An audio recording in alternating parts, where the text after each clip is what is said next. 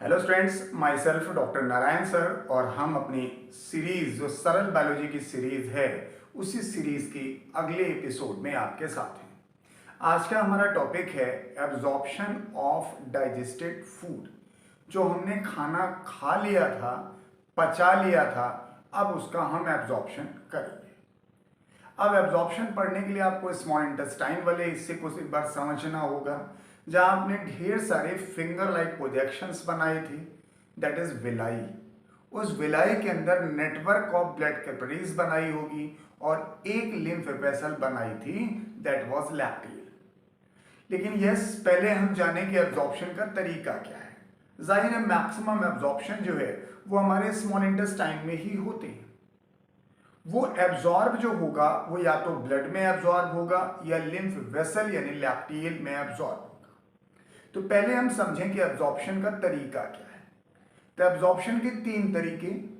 पहला तरीका active transport, दूसरा तरीका पैसिव ट्रांसपोर्ट, तीसरा एक शब्द लिखा है फैसिलिटेटेड। तो एक्टिव ट्रांसपोर्ट हम तब कहते हैं जब उसमें हम एटीपी खर्च करते हैं, ऊर्जा खर्च करते हैं, और हमेशा active transport against the gradient होता है। पैसिव ट्रांसपोर्ट जिसमें ऊर्जा खर्च नहीं होती है और हमेशा टुवर्ड्स द ग्रेडियंट होती है। लेकिन फैसिलिटेट शब्द को जान लें। फैसिलिटेट का मतलब एक ऐसी मैकेनिज्म जहां पर किसी ने मदद करनी है। Usually proteins involve in this process, that is known as an facilitated. थोड़ा शब्द और क्लियर कर दें। फैसिलिटेटेड डिफ्यूजन भी होता है और फैसिलिटेटेड ट्रांसपोर्ट भी होता है। जो फैसिलिटेटेड डिफ्यूजन होता है वो पैसिव होता है। इसलिए हम लोग कहते हैं जो पैसिव ट्रांसपोर्ट है they are either by the simple diffusion और बाय द फैसिलिटेटेड डिफ्यूजन। लेकिन अगर स्पष्ट लिखा हो फैसिलिटेटेड ट्रांसपोर्ट तो उसका बेसिक मतलब हम फिलहाल समझा करेंगे, दैट इज एक्टिव। तो ये तीन तरीके हो गए, एक्टिव, पैसिव एंड फैसिलिटेटेड। चूंकि आपकी टेक्स्ट बुक में फैसिलिटेटेड ट्रांसपोर्ट यहां लिखा है तो उस फैसिलिटेटेड ट्रांसपोर्ट को एक्टिव जानेंगे। किताब के लाइन पे जाके देखिएगा, वहां लिखा होगा absorption occurs passive and active और फैसिलिटेटेड ट्रांसपोर्ट। यानी जो फैसिलिटेटेड ट्रांसपोर्ट है वो भी एक्टिव है, फैसिलिटेटेड डिफ्यूजन नहीं कह रहा हूं। अब सर एक लाइन है जिस जगह पे बहुत कंफ्यूजन है, तो बहुत ध्यान से मेरी लाइन सुनिएगा।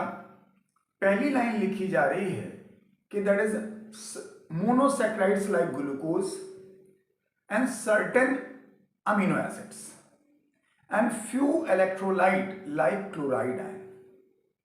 अगर इन तीनों का नाम दिया हो, ग्लूकोज दिया हो, अमीनो एसिड दिया हो और इलेक्ट्रोलाइट के नाम पे क्लोराइड आयन दिया होगा, तब आंसर आप करेंगे पैसिव ट्रांसपोर्ट। दूसरा पॉइंट उसी पैराग्राफ में लिखा है ग्लूकोज एंड अमीनो एसिड, लेकिन किसी भी इलेक्ट्रोलाइट का नाम नहीं दिया हुआ है, तब आप आंसर करेंगे फैसिलिटेटेड ट्रांसपोर्ट। लेकिन तीसरा भी एक पॉइंट आगे एक पैराग्राफ में लिखा है कि monosaccharide like glucose, certain amino acids and few electrolyte like sodium, तब आंसर एक्टिव करेंगे। इसलिए फिर प्लीज ध्यान से सुनिए, अगर आप पिछले वाले पॉइंट को सुन नहीं पाए तो फिर सुनिए।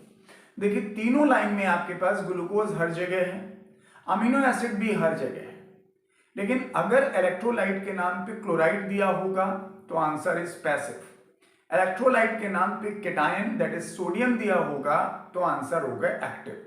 लेकिन अगर इलेक्ट्रोलाइट का नाम ही नहीं दिया होगा तो फैसिलिटेटेड। तो ये एक ट्रांसपोर्ट के मैकेनिज्म में जो एब्जॉर्प्शन आप पढ़ रहे हो आपके एनसीईआरटी में एक बहुत बड़ा झोल है, तो इसलिए ध्यान रखिएगा। यस, दूसरा एक पॉइंट आता है पानी का एब्जॉर्प्शन। पानी का एब्जॉर्प्शन हमेशा कहीं भी आप पढ़ेंगे एक ही मेथड है, दैट इज ऑस्मोसिस। ये चीजें ब्लड में एब्जॉर्ब होती हैं, ब्लड के बाद से ये आगे बढ़ती हैं, लिवर जाती हैं via hepatic portal vein for further mechanism. अभी एक दूसरा पॉइंट इसी के बीच में समझना जरूरी है। जो फैटी एसिड ग्लिसरॉल है ये इनसॉल्युबल होता है। और जो इनसॉल्युबल, पानी में इनसॉल्युबल, जो इनसॉल्युबल होता है वो ब्लड में एब्जॉर्ब नहीं होता। उसके लिए ईश्वर ने एक अलग मैकेनिज्म बना रखी है। तो वही बात समझते हैं, fatty acid of glycerol being insoluble, they are first incorporated, पहले कैसे कन्वर्ट होंगे, they are converted to the small globule, छोटे छोटे ग्लोब्यूल के फॉर्म में कन्वर्ट होंगे, and that is known as micelle. नहीं समझ में आ रहा है, पानी में आप एक ढक्कन तेल डालिएगा और खूब कस के मत दीजिएगा, तो आप देखेंगे वो तेल के पार्टिकल उस पानी में छोटे छोटे ग्लोब्यूल के फॉर्म में नजर आएंगे, वही है मिसली। अब ये जो मिसली है, and yes that इंटर्स in the epithelial cells of the small intestine, और सेल के अंदर जाकर के इसी मिसली के ऊपर, सर यस, ये सारे मिसली आपस में इनकॉर्पोरेट होते हैं और इनके ऊपर एक प्रोटीन की कवरिंग आ जाती है, and that will form the chylomicron. तो काइलोमाइक्रोन क्या है? It's a triglyceride surrounded by a layer of protein. अब ये काइलोमाइक्रोन आसानी से एब्जॉर्ब हो जाता है in the lymph vessel of villi. यही काइलोमाइक्रोन जब विलाई की लिम्फ वेसल में पहुंच जाते हैं तो वो एकदम सफेद कर देते हैं। जो लिम्फ आप पढ़ रहे हो कि कलरलेस हुआ करता है, लेकिन वो लिम्फ जिसके अंदर ढेर सारा काइलोमाइक्रोन है वो मिल्की वाइट नजर आने लगता है, तो उसी लिम्फ को अब हम कहने लगे हैं Kyle, CHYLE, that is Kyle. अब जिस लिम्फ वेसल में काइल है उस लिम्फ वेसल को हम लैक्टिएल कहते हैं। ये जो पूरी बात बताई कि पहले मिसली का बनना, फिर काइलोमाइक्रोन का बनना, फिर काइल का बनना, ये प्रक्रिया सिर्फ इसलिए है क्योंकि फैटी एसिड और ग्लिसरॉल जो होते हैं वो पानी में डिसॉल्व नहीं होते। अब क्या होगा, ये जो लिम्फ वेसल यानी लैक्टिएल है जिसके अंदर काइल भरा है, finally it unite with the when, क्योंकि हमारा पूरा लिम्फेटिक सिस्टम फाइनली वेन में ही जाके खुलता है। वो आगे आप पढ़ पाएंगे जब बॉडी फ्लूइड हम आपको पढ़ाएंगे। तो ये जो लिम्फ वेसल था, लैक्टिएल था, ये अपने लिम्फ को जिसके अंदर काइल भरा था उसको ले जाके ब्लड में खोल देता है और शरीर के डिफरेंट डिफरेंट पार्ट तक पहुंचाया जाता है। इसका मतलब ये एब्जॉर्ब फूड मटेरियल चाहे ब्लड के रास्ते आए चाहे लिम्फ के रास्ते आए, finally they have to reach on the body tissue cells. Cells में जाके ये यूटिलाइज होते हैं, और यूटिलाइज जब हो जाते हैं तो उसी प्रक्रिया को कहते हैं assimilation. Utilisation of the nutrient by the tissue cells is known as assimilation. अब या तो उन न्यूट्रिएंट्स की आप कैटाबॉलिज्म करके ऊर्जा प्राप्त कर लेते हो, या उन न्यूट्रिएंट से हम एनाबॉलिज्म करते हैं और कुछ बना के स्टोर कर लेते हैं। यह डिपेंड करता है आपके शरीर की आवश्यकताओं के अनुसार। जो आप नहीं पचा पाए, एब्जॉर्ब नहीं कर पाए, सर वही लार्ज इंटेस्टाइन में पहुंचता है जहां आपने फिशेस नाम दिया था। वो फिशेस फाइनली रीच होता है टू द रेक्टम और वहीं पर जाके टेम्पररी स्टोर हो जाता है। कब तक? जब तक डेफिकेशन ना आ सके। तो जब उस रेक्टम वाले हिस्से में टेम्पररी स्टोर हो जाता है, थोड़ा वॉल्यूम ज्यादा हो जाता है, तो वो एक न्यूरल स्टिमुलस जनरेट करता है just for mass peristaltic movement in favour of defecation. तो ये रही आपके पास एब्जॉर्प्शन की बात। अब इसमें एक छोटा सा पॉइंट आता है कि किस किस हिस्से में क्या क्या एब्जॉर्ब होता है, ये भी जान लें। आपके एनसीईआरटी में एक चार्ट बना हुआ है। जैसे आपके माउथ कैविटी में खाने में किसी भी चीज का एब्जॉर्प्शन नहीं होता, तो माउथ में क्या एब्जॉर्ब होता है? The certain drugs. वो बक्कल म्यूकोसा में एब्जॉर्ब होती हैं या बेस ऑफ द टंग पर एब्जॉर्प्शन होता है। अब इसमें नाम जो ड्रग का है वो याद नहीं करना है, सॉल्बिट्रेट। एंजाइना नाम की बीमारी में ये दवा दी जाती है। स्टमक का प्राइमरी फंक्शन कभी एब्जॉर्प्शन रहा ही नहीं।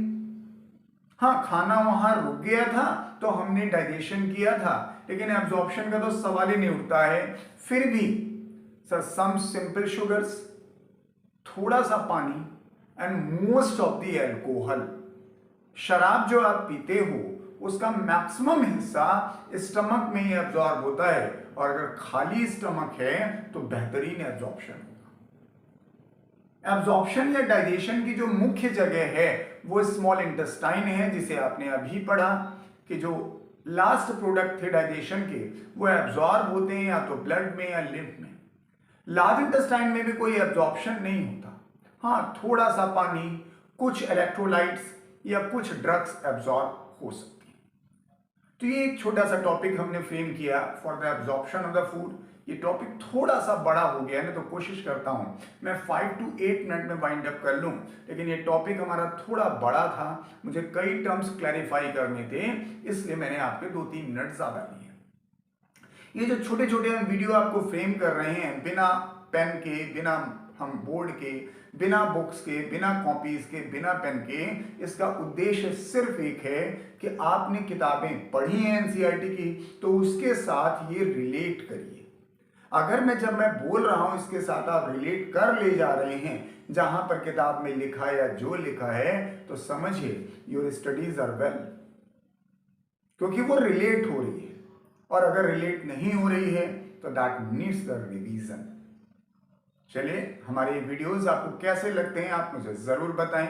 कोई क्वेरी भी हो तो भी आप कमेंट सेक्शन में आके पूछ सकते हैं। Otherwise there is a lot of options for my side कि आप मेरा एप्लीकेशन डाउनलोड कर लीजिए, उस एप्लीकेशन पे भी आप अवेलेबल हो जाएंगे, वहां से भी अपने क्वेश्चंस को आप सॉल्व करा सकते हैं। एज पॉसिबल जो हमारे सब्जेक्ट से रिलेटेड प्रॉब्लम है मैं कोशिश करूंगा कि आपकी दूर कर सकूं। Good luck and good day.